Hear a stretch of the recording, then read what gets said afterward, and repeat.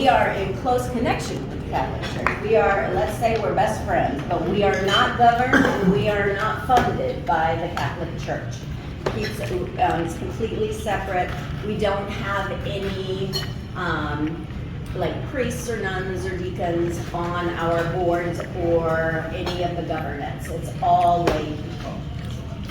The way the society works is that we have 31 conferences that are generally connected to a Catholic church in Omaha.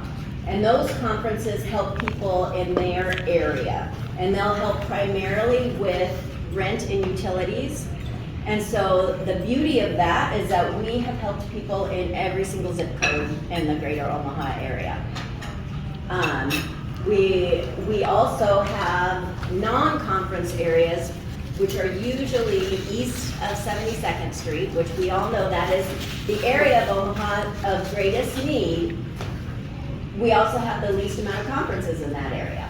So the district office, which is located at 1715 Izzard Street, it's the old Holy Family Church that was decommissioned a few years ago. We took that church because of the location, because it was just a great fit for us, and we leased that building, and we run our district office out of that building. And that's where we do our non-conference area assistance. So when I say assistance, we give direct financial assistance to people primarily. What that is if they have notice of eviction from their house or their apartment, usually it's an apartment, we will help fund that, and the amount varies. It's usually around $500 that we'll assist with. Same with utilities. If they have a utility shut-off notice, we will help those neighbors so that they don't lose their utilities.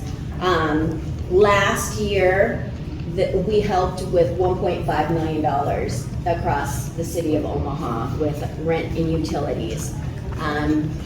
Besides that, we also have a pantry that is located on 21st and Leavenworth. It's a choice pantry, so it's like going to the grocery store. You go through, you pick what you want, but no charge, of course. And we helped 25,500 people in that with that pantry location last year. We also have community gardens where we grow fresh vegetables and fruits and use that in the pantry and in our sack lunch program. At Holy Family, when it was a church, it used to give lunches away, sack lunches away, because it's surrounded by a lot of homeless neighbors. We call them neighbors. We don't call people clients. We don't call people anything other than neighbors. There are neighbors, and the reason we specifically and intentionally use the word neighbor is because we want to build a relationship with people. We don't want transactions. We want encounters. And so, as Jonathan knows, we know everybody around our building, and they know us. And it's funny because people are always saying to me, "Jill, aren't you afraid to leave your car outside?" I drive a Kia. They're like, aren't you afraid to leave your car out or walk back and forth from the car? No, I am the safest person on that block because I know those neighbors and they have my back, and we have a relationship. So we give almost 60,000 lunches away a year to neighbors that come and can come and get water, can come and get a lunch, fruit, ice, popsicles. Now that it's hot, we open up our doors and have cooling stations. We just got a very, very generous donation from someone that comes and helps us to make lunches once in a while, and he's like, it's getting hot and I see how you guys are giving water out, and so now he sends a pallet of water down to us, and he's like, when you need it, call me, I will send another one down. And it's awesome because that is something that our neighbors don't have access to. They don't have access to water, they don't have access to bathrooms if you're living outside, so it's just nice to be in that area and be able to invite people in and give them a dignified service that not every business is able or willing to do. So we give away about 60,000 lunches down there. We do that every Monday through Friday. We have a closet door is what we call it. It's basically a thrift store, except where our neighbors can come and get clothes for free. They're not charged. We also buy undergarments and toothpaste and all, and deodorant and all that kind of stuff, so that they have that available to them as well. Because again, living on the streets, you may not have access to those things. And then we have a big event yearly, which is a coat giveaway for children and adults, and we give over 5,000 coats away a year, new primarily. And then that's a huge help, especially to our neighbors in the East Omaha. But there are pockets where people need assistance in West and Northwest and Southwest as well. So the need is everywhere. We've just seen the need go up and up over the last few years, really since COVID, but you would think it would have taken a little bit of a dip, and no, it continues to climb. As you all know, inflation is great, but for the people that are, entry level, just making minimum wage, it's really hard to make ends meet.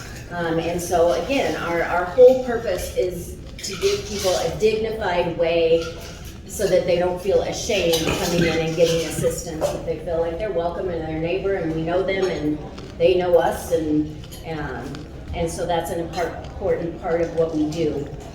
We have 4 thrift stores. Those thrift stores, it's a great way if you guys are ever cleaning out your garages, whatever. We love to have gently used items. And you've got a lot of choices. You've got us, you've got Thrift World, you've got Goodwill, there's a million thrift stores out there. But the reason why you should give to us is, 1, it's all local. 2, any kind of net revenue that we make off of selling things in the thrift store, it goes straight back into our programs to pay for the lunches and the utility assistance and the rent. It's a very good way to help without putting a lot of effort into anything. You guys mentioned all of the storms and the tornadoes. We've been very much on the ground with that. There were 175 houses that were severely damaged or completely destroyed in the Elkhorn area, or in Douglas County, several in Blair, several in Bennington, in Washington County as well. That's very different than normal casework. When we're doing disaster case management, it takes a lot more. Sometimes we're with those people for 2 years straight. I work with a coalition through Omaha Community Foundation, United Way, a lot of nonprofits. There's about 35 of us that are working together to make sure that we are meeting the needs of the holistic needs of those people that lost their homes. And some of them are just starting to realize, even though they might have had $300,000 homes, and it's really hard to ask for help when you have a really nice home and you have a decent job. But the reality is, insurance is not going to cover everything. You may need some extra assistance and just the emotional support, because I have a gal that I'm working with. She's from Tajikistan, and her husband works on the road, and I probably visited with her a good 20 times since the tornadoes. And she was telling me the other day, she's like, Jill, every time it rains, I'm scared to death. And she's got 3 young kids, and she's taking care of these kids by herself, and she barely speaks English, and she's not familiar with our infrastructure of social supports and stuff, and that's why I'm spending so much time with her. But there are lots of people like that out there that need our assistance, and so that's one of the things that we're able to provide as well. It's really about connection. So, our mission does say that we are growing in grace and follow the gospel values. That's for us. We don't preach. We don't say, hey, come to mass with us now, or pray with us now. No, if people want to, great, we love it. But we are never going to push ourselves or our religion on other people. We are open to everybody, every religion. This family I'm helping, they're Muslim, and that it's never come up one way or the other, because our whole mission is for us to grow and show. Hopefully, we say we see the face of God, we see the face of Jesus in the people that we help, meaning the Christ that's suffering, the Christ on the cross. But we hope that the people that are receiving our help see the face of God, the risen Jesus, in us. But it's all action. It's not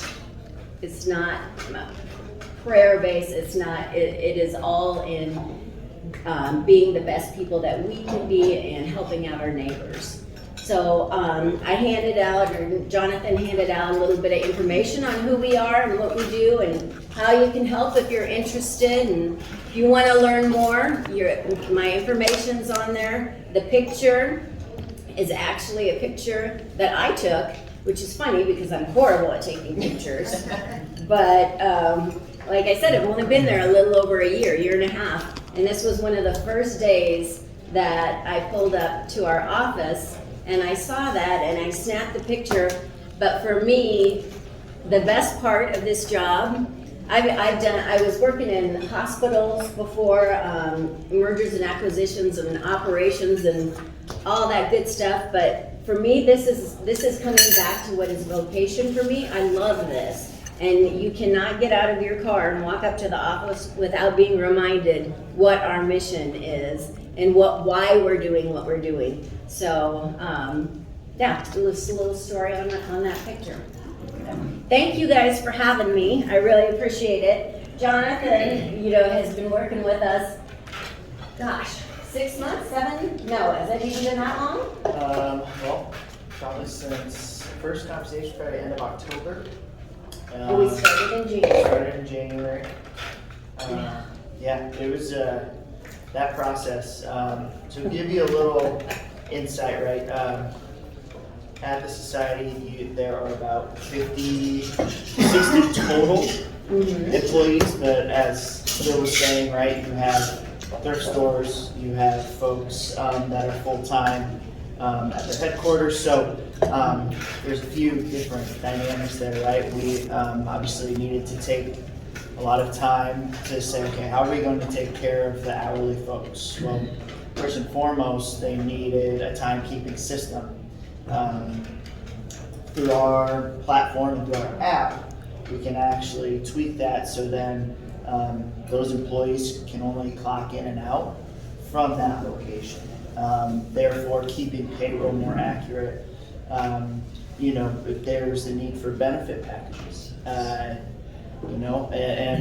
when we spoke, it's like, and Jill was obviously just a year in, but she made it very, very clear that a benefits package for the full-time folks is very important, because keeping talent anywhere, right, is difficult. So as she was speaking, it kind of went right back to what I've sort of preached with Pando.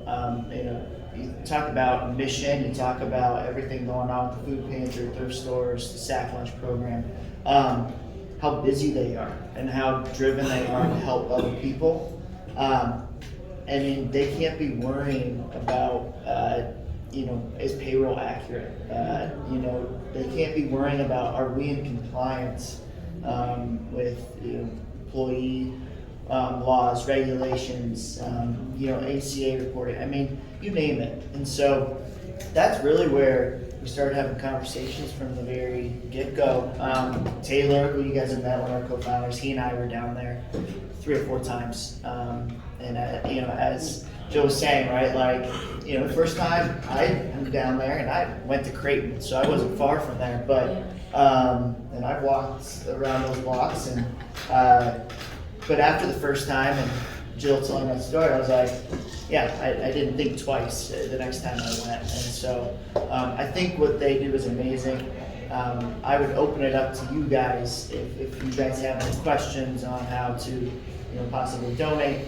I thought it'd be cool if I opened it up to the group, if everyone would like to, or if we could maybe plan a group outing to go help with their staff lunch program sometime.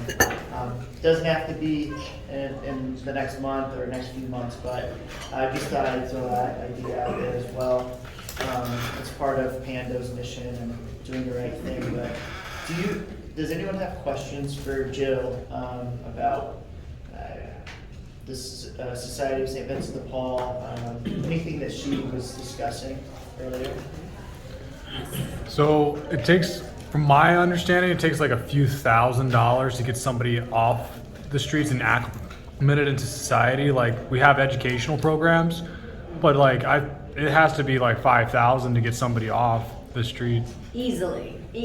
Okay. So we have a lot of, within our coalitions, with the people that we work, I will tell you there's not one organization that can do it by themselves. And if they're saying that, it's not true. We all work together. You need the people that have the resources, one, that can get into low-income housing, which we do not have enough of in Omaha.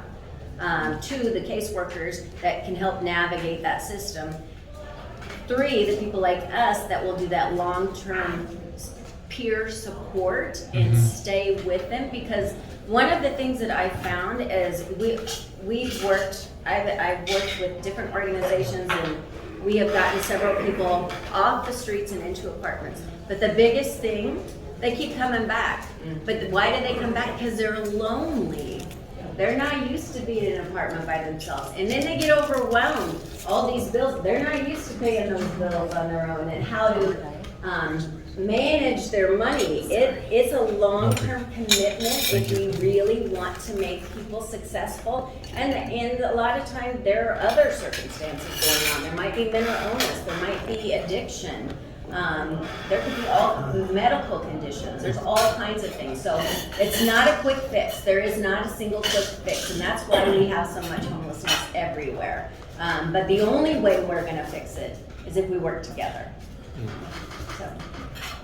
Are there certain items that are needed more than others? Depending on what part you're talking about. So if you're talking about the homeless population down around Filet Family, they always need jeans. They need clothes that they can do day labor kind of things. They need shoes, bigger shoes. Like I thought, if anybody has a connection with a high school, like basketball team or something, we would love their shoes. Finding bigger tennis shoes is very difficult. In the summer, they like flip-flops and all that kind of stuff. What shoe size? I wear a 15 and you have to buy online. Oh yeah, and there are people that have that, and we hold those aside, but what's really hard is anything from a 10 to a 14. Okay. Really hard to find those. Sleeping bags, always a need, sleeping bags. That's specifically for the closet door when we're giving out items. Tents are another one, big one. At the pantry, you can give them anything but pastas, and anything you drop off is always used at our pantry.